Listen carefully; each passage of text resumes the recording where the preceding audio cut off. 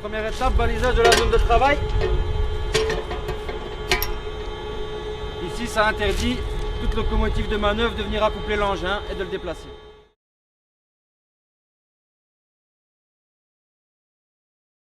Donc maintenant, on va couper l'engin. Mise à plat effectuée. On place les cartes d'interdiction de mise en service et on s'assure de la coupure visuelle, de la descente visuelle du pantographe. Le pantographe est bien descendu. Je reprends la clé BISD, boîte interrupteur, SCAC Lardose. Et on va isoler pneumatiquement le pantographe.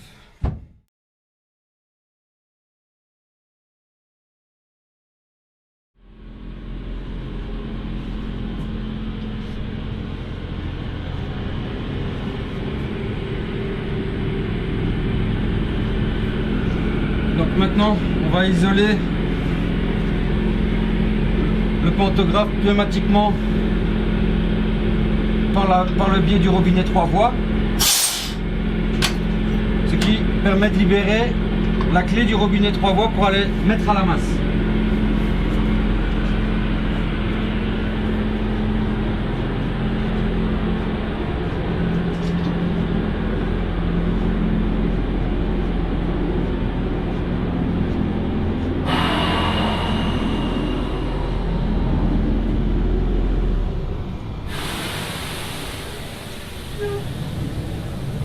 Alors, voici le dispositif de mise à la masse.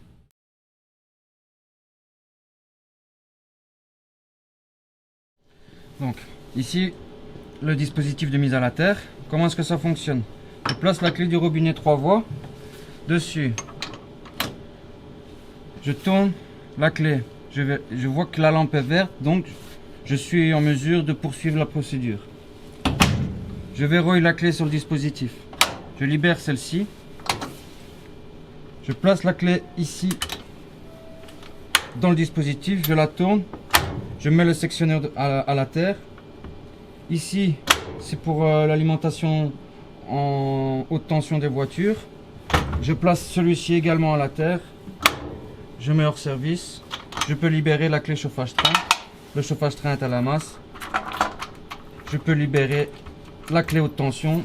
Sans cette clé, il est impossible de relibérer le système.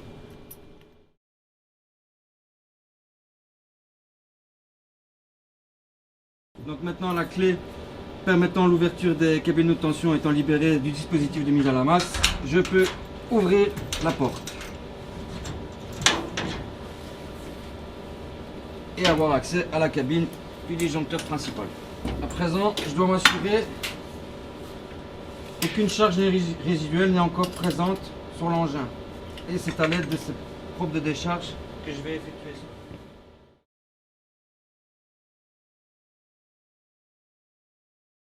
Maintenant, ici, on va s'assurer qu'aucune charge résiduelle n'est encore présente. Donc je me connecte sur une masse franche.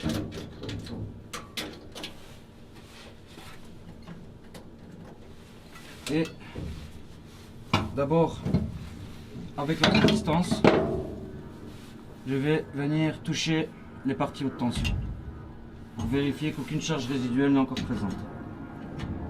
Ceci étant fait, je vais court-circuiter la résistance de décharge de la probe avec ce fil. On voit bien qu'ici la résistance est court-circuitée et je vais de nouveau venir toucher et laisser ma probe dans la mesure du possible sur la connexion.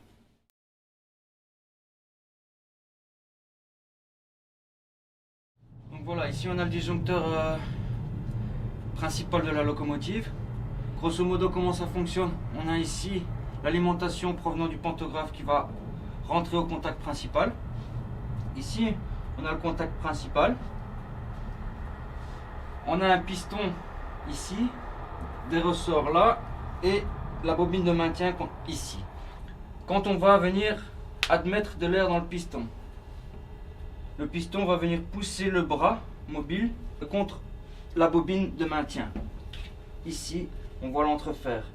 Si cette bobine de maintien est alimentée, elle crée un magnétisme autour d'elle qui va faire en sorte que le bras mobile reste collé contre la bobine.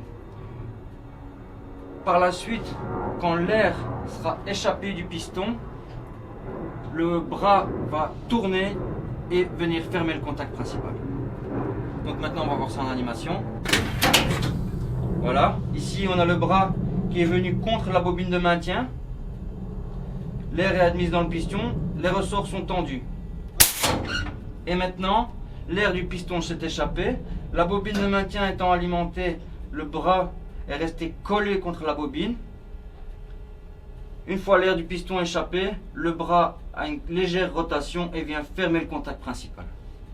Comment est-ce que ça fonctionne au déclenchement? On a deux types de déclenchement possibles. Un déclenchement en direct avec une surintensité